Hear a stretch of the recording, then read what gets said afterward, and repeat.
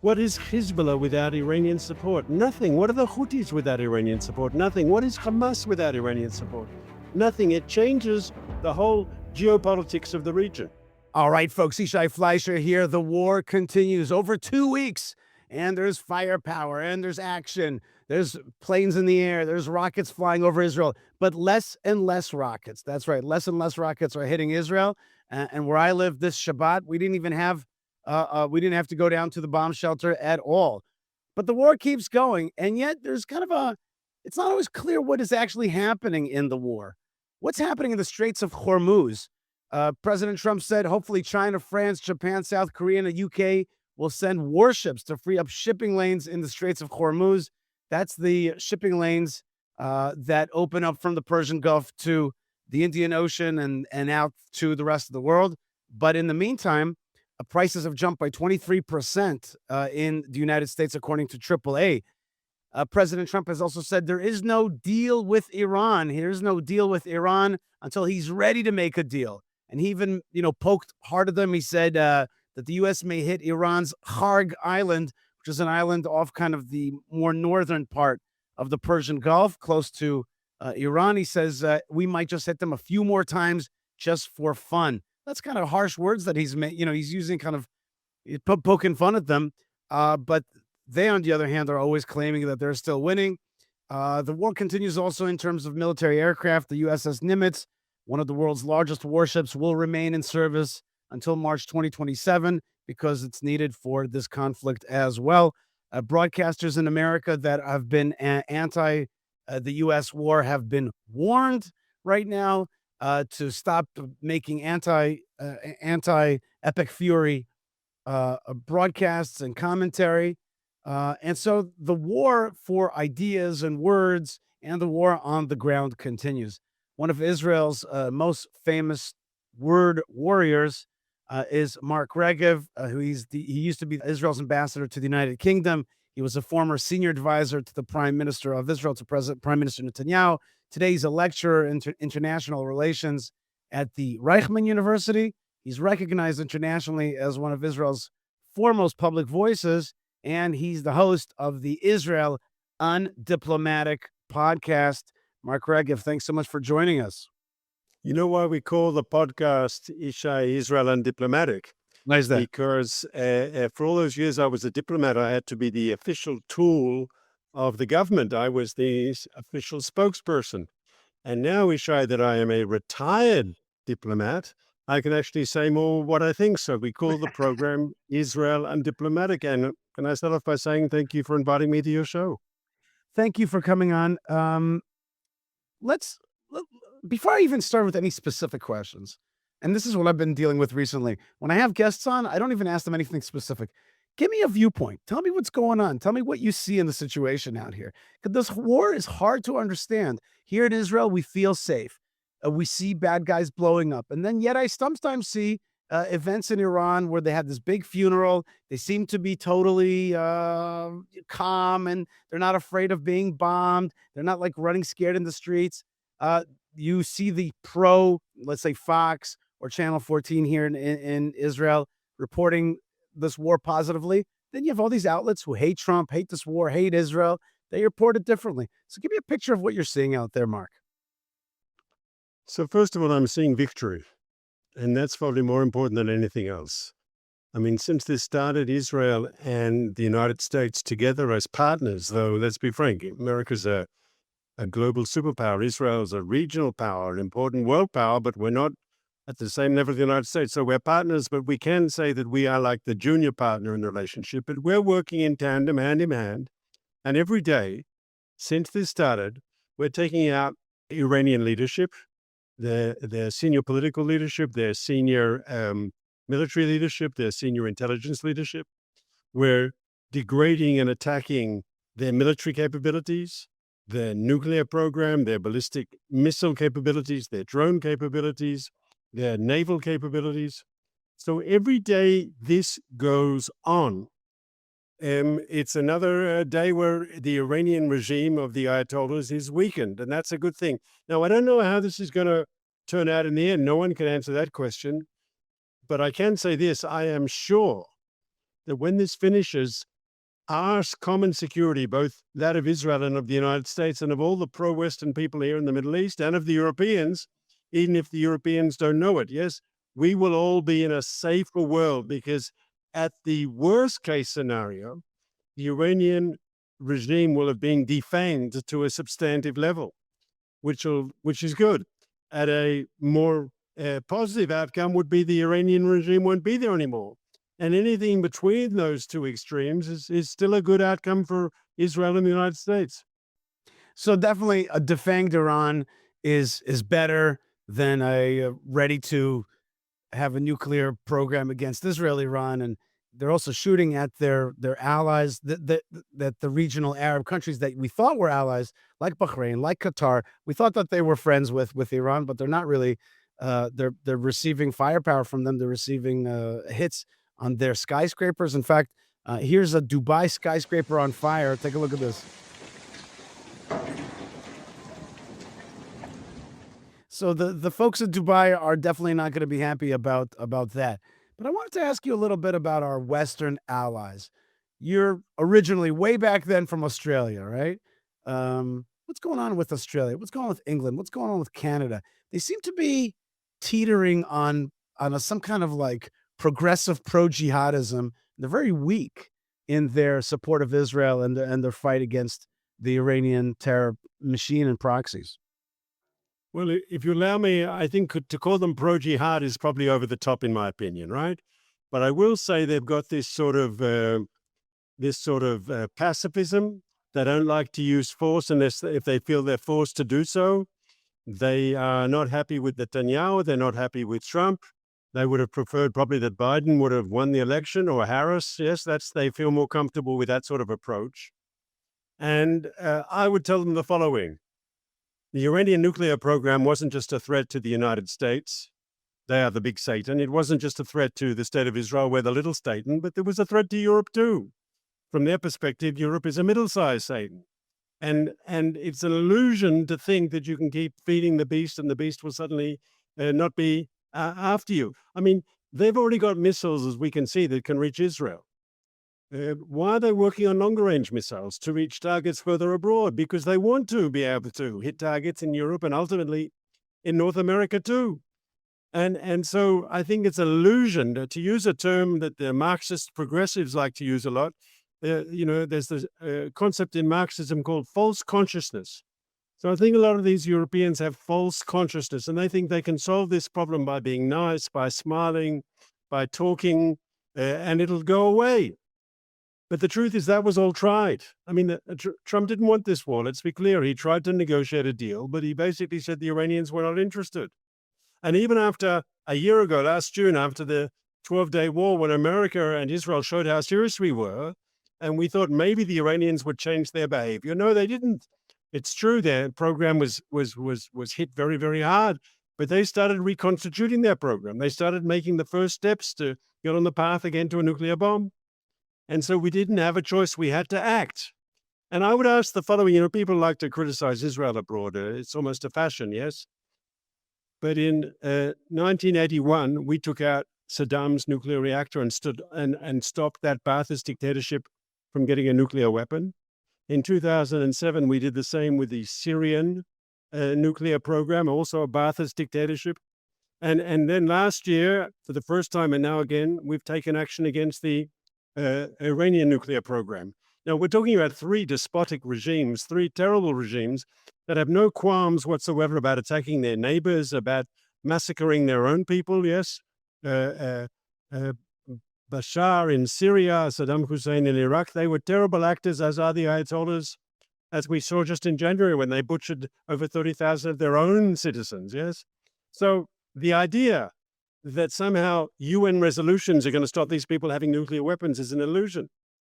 Israel, in fact, by those three acts that we took against the Iraqi, the Syrian, and the Iranian nuclear program, we've done more for non-proliferation than I think any other country. Okay, so The problem with non-proliferation is that when you have proliferation, then you're like, "Oh my god, this should have been stopped." But until that point, you don't always feel it, right? And people out there in the world, I don't know if they're feeling what it means to have an Iranian proliferation, an Iranian nuclear weapon, or they have never not felt the awful boot of Iranian terrorism on their neck, like the Amiab bombings in Buenos Aires. So people sometimes don't feel it. What they do feel is their pocketbooks. The next phase of this war may very well be an economic war vis-a-vis oil and energy. I've seen already a lot of videos and podcasts saying, this the prices are going to go up in America, and this is not actually going to affect China. A lot of anti-Trump, anti-war, anti-Israel stuff, basically saying the next big phase is going to quash American economics, European economics, etc. What's your answer to that? So I think I'm paraphrasing what Trump himself said, that maybe some short-term pain, but medium and long-term success, right? I mean, this Iranian regime, it was going to blow up, and it better that it blows up before they get nuclear weapons and not after they get nuclear weapons, yes? Before they have missiles that can reach Europe and North America. Do it now. This is a regime that is, they shout in their official demonstrations organized by the government, death to America, death to Israel. And so the idea is that you hit this while you can, before they become North Korea. Everyone's terribly careful with North Korea because they've already got nukes. That's right. Think of how we'd have to act with Iran if they got nukes, right? And this is Iran's much more powerful and much stronger, and it has much more global ambitions. I mean, North Korea is at best a neighborhood bully. The regime of Iran has this cause of the Islamic Revolution, and its desire to change the way the world looks. It's better to deal with the problem now. And what's interesting, Yishai, I worked with Netanyahu, but this isn't political in Israel. I mean, let's be frank, except for the very, very far left, right? The Zionist left, the Zionist center, the Zionist right, they're all supporting this effort because everyone understands that the Iranian regime is against our right to exist in any borders, right? That's right. That's right. And I'll remind you of something that you know, but maybe not all the viewers and listeners know, and that is that until October 7th, the largest act of anti-Semitic violence since the Holocaust was committed by Iran as its agents in Argentina when they blew up the Jewish Community Center in the 1990s. That was the single largest act of anti-Semitic murder until we reached October 7th, 2023. This is a regime that not only preaches anti-Semitism and Holocaust denial and all these terrible things, but it supports groups like Hamas and Islamic Jihad and Hezbollah and the Houthis. So it's not only they talk the talk, they walk the walk. They're That's a right. dangerous actor. And from the point of view of Israel's national security strategy, so we were focused because they were the immediate threats on the tentacles of the octopus, yes, on Gaza and Hamas, on Hezbollah in Lebanon, on the Houthis in Yemen. But they are all supplied and armed and funded and trained by the regime in Tehran, by the Islamic Republic. And just to deal with the tentacles and not at the head of the octopus, that was not sustainable. Ultimately, if we come out of this with a defeated Iran, whether, once again, a defanged monster or a new regime there, a more friendly regime, then that changes the proxies. What is Hezbollah without Iranian support? Nothing. What are the Houthis without Iranian support? Nothing. What is Hamas without Iranian support?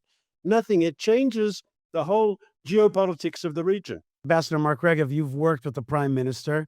It used to be said about Prime Minister Netanyahu that he was not a man of war. I heard this from high-level ministers who I worked with. They said to me, look, Netanyahu, he's good at economics, but he's not a war guy. Something has changed, seemingly. In the last 3 years, the assassination of the terrorist leadership against us, if it's Hamas, if it's Hezbollah, and if it's Iranian, they've been wiped out in an amazing string of targeted attacks. It's a different Israel. So my question is two-pronged. One, is Netanyahu a different person? Did he change? Is Israeli leadership, is the conceptia, the Israeli concept of this region, has it changed? Has the army changed? And this change, it's not easy to swallow for some of our neighbors. sometimes I think that one of the reasons that they're afraid of this war is because they're afraid Israel's going to come out too strong at the end of this. And it's hard for them to swallow that. Maybe the Europeans are like that as well. So basically, my question is, what is the change that has happened since October the 7th? Is Netanyahu a different person? And is this Israel going to be able, are people going to be able to swallow a bigger, stronger Israel at the end of this? So first of all, I want to deal with a part of your question where you talked about our neighbors, okay? And you said, well, are they upset that Israel is strong and has become the regional superpower that that we are able to project our power across the region, and our pilots are flying over Iran and bombing the skies there, and we can defend ourselves, and the other countries of the Gulf, which are on the receiving end of rockets, have to pray that this is over soon because they can't defend themselves. I mean, in Israel, you said in your introduction, right? We hear sirens and we go to our bomb shelters. You know what happens across the Gulf? They have sirens. They have maybe messages going to people's mobile phones, but they tell them to go inside and stay away from windows. They don't have the infrastructure that we've had to build in Israel over the years, investing billions literally in safeguarding the home front, in safeguarding the civilian population from these sort of attacks. And none of the Gulf countries have anything comparable. They might have a warning system, probably not as good as ours, but they don't have the system, and so they're in a difficult situation. But I actually I just believe, want to pause you. I want you to get back to your point, but I just want to make a pause to help people that are watching this understand. In Israel, part of the building code is bomb shelters. So every skyscraper has got like a whole, either every few floors a bomb shelter, or most likely every apartment has got its own bomb shelter. And so that's like a normative part of life. And what Ambassador Regev is talking about is that billions of dollars over many years of this code, building code that you have to build it, has come to fruition, has come to pass as something that we really need. And this has saved lives. Now, some can critique that we're defensive. Yeah, we're defensive against rockets, but we have an offensive capability as well. But this has saved, lives. So yes, there's the rocket defense system, the aerial defense system, the missile defense system, but there's also these bunkers, and that's just part of normal life in Israel. Go ahead, sir. correct. In fact, the cutoff year, I think, is 1992. It's the first Gulf War when Saddam started shooting Russian Scud rockets into Israel, and then they made a decision in the building code that any new house being built, any new apartment had to have a safe room, a concrete structure which where you could go to if there was a missile attack. Great. And you're right also on missile defense, because we had for so many years, we were dealing with missiles coming either from Lebanon or from Gaza or from further afar. We developed a missile defense system which is second to none in the world. And actually, you see that the Iranians' ability to hurt us has been greatly reduced, both by our defense and, of course, by our offense from what happened last year in the 12-day war. I mean, when I was in government, I would see different assessments of what damage they could do, right? Even Hezbollah itself, there were reports of hundreds of, if not thousands of rockets landing in the derated Tel Aviv area and killing scores of innocent people. Well, because of the actions we've taken since October 23, their ability to hurt us has been greatly diminished. And we can see that already. As you said you passed your Shabbat without having to run to the bomb That's shelter, right. yes? That's And the right. war is only 2 weeks old, yes? So I think we have been successful. But to get back to my point, I think a strong Israel is this Israel that is our neighbors are more likely to want to make peace with. No one needs a weak ally. In all life, in business, in politics, in everything, people gravitate to those who are strong and powerful and have influence. And if Israel is strong and powerful and has influence, and we do, I mean, we're strong economically, we're strong militarily, we're strong in our relationships with countries like the United States and India and others, right? For all those reasons, the Arab countries, especially the ones in the Gulf who are affluent and yet vulnerable, they want to have a good relationship with Israel. And for many years, they let the Palestinians dictate their foreign policy, yes, and no longer. These countries want to look after themselves. And I wouldn't be surprised, and once again, I don't want to sound like some sort of naive optimist. I'm not naive, though I can be a bit of an optimist at times. I wouldn't be surprised when this is over and Israel has shown its supremacy and the way we're working closely with America, that some of these countries who were like hedging their bets, but ended up being on the receiving end of all these Iranian drones and missiles and so forth, and have found themselves defenseless, that these countries won't want a closer and stronger and warmer relationship with Israel. So maybe President Trump has said, he wants to see the Abraham Accords go back into high gear. I think after this is over, we could well see that happen. Mhm. Let's see Pete Hegseth, who's the Secretary of War for the United States. Just a short clip of him talking at a news conference. Amazing short phrase there. Looking up, the IRGC and Iranian regime sees only two things on the side of aircraft: the stars and stripes and the Star of David. The evil regime's worst nightmare. Nice. Stars and stripes and the stars of David. But okay, the physical war is going well. I didn't get an answer from you about the economic warfare. Maybe you want to Okay. chime in on that. I do, but can I just refer to something that the Secretary of War said, and it needs to be said. He talked about Israel's behavior being a breath of fresh air. And if you've got viewers of this podcast, as I presume you have, who are supportive or friendly or part of the MAGA movement in the United States, what has MAGA's criticism been of America's allies? That they never pulled their weight, right? That they didn't spend enough on their own defense. They didn't build up their armies. And they were, to use a MAGA term, I wouldn't, it's still half the diplomat, it's in my blood. I wouldn't use the term, but the MAGA criticism of, European allies was that they were freeloaders, that they invested in their healthcare systems and they invested in education and then environmental things and I don't know what. And because America gave them a defensive umbrella and it wasn't right. And that these countries were living off American protection and not having to pay their part. And one other thing Hegseth was saying is that Israel, in many ways, is the model that Japan and South Korea and Australia and the European countries and Canada, all those countries need to follow, because this is a country we take our security very seriously. All our young people, or most of our young people, do compulsory national military service. We invest a huge amount of our budget, of our GDP, of our gross domestic product in defense.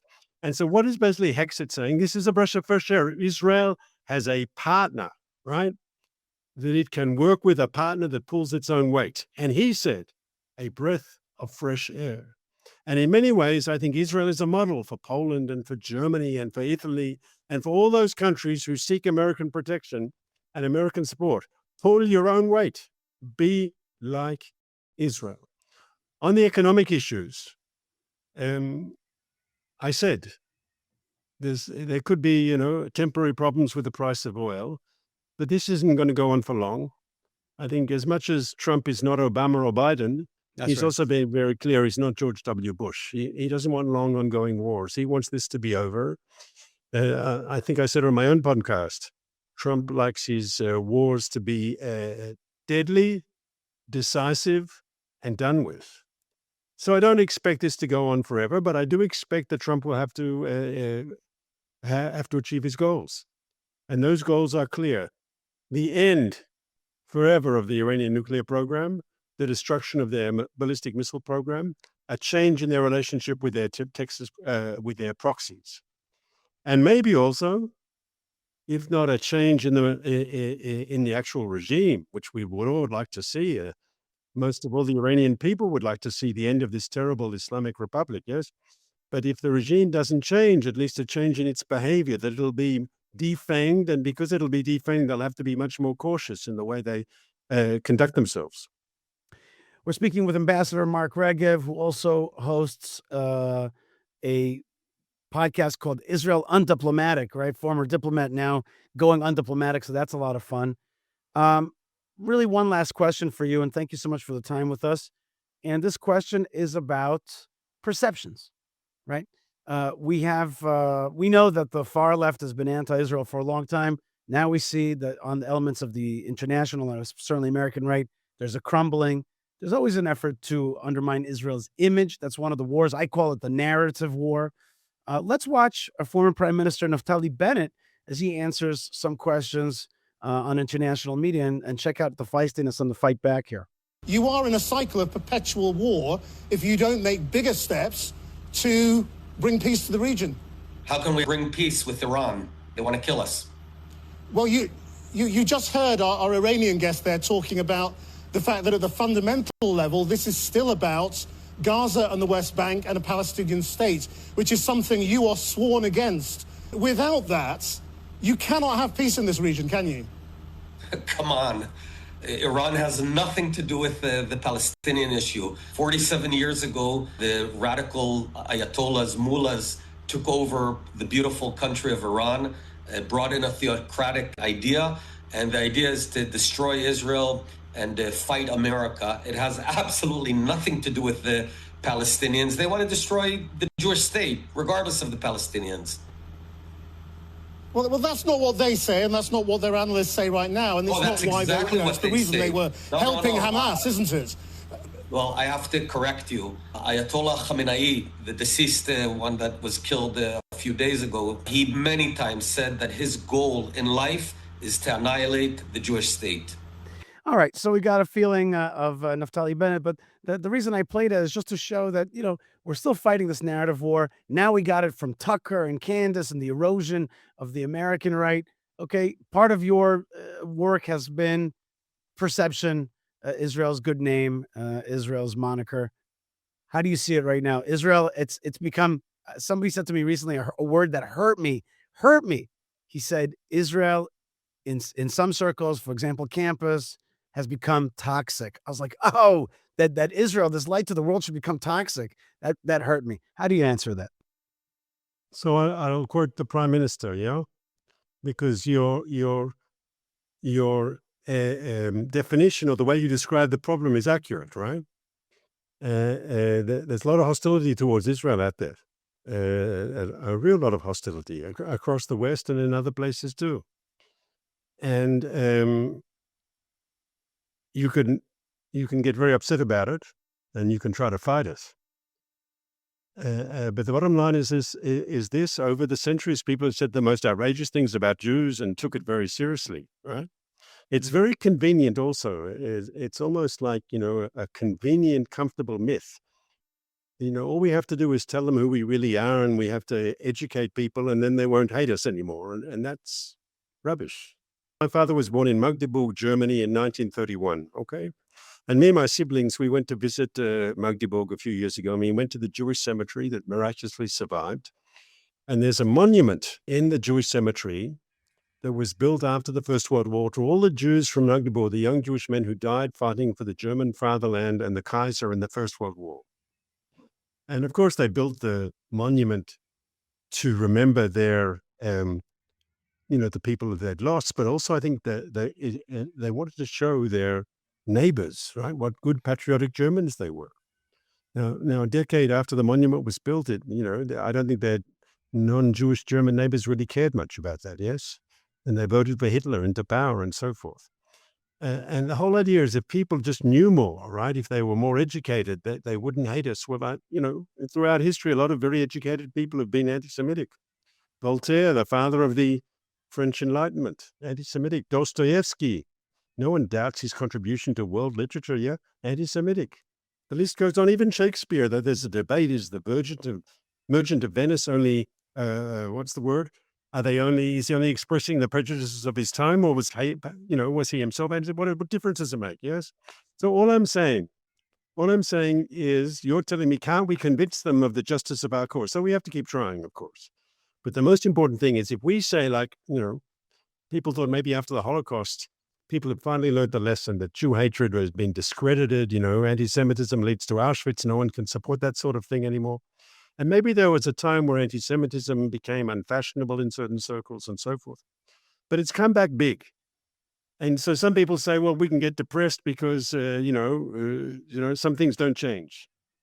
But Yishai, something important has changed. The Jews have changed. Because when my father was born in 1931, there was no Jewish state, there was no Jewish independence, there was no ability of the Jewish people to defend themselves. The world that my grandchildren are born into is a very different world with all our challenges, and I don't in any way minimize our challenges, yes? But this is a world where the Jewish people have regained sovereignty in their ancient homeland. This is a world where Jewish people are strong and can defend themselves, as we can see in the skies over Iran as we speak. This is a country where Jewish life now has a number one priority for one country in the world, and that is the Jewish state. During the war in 1944, during the Second World War, by then everyone knew what was going on. right, with the industrial genocide, the Holocaust of the Jewish people.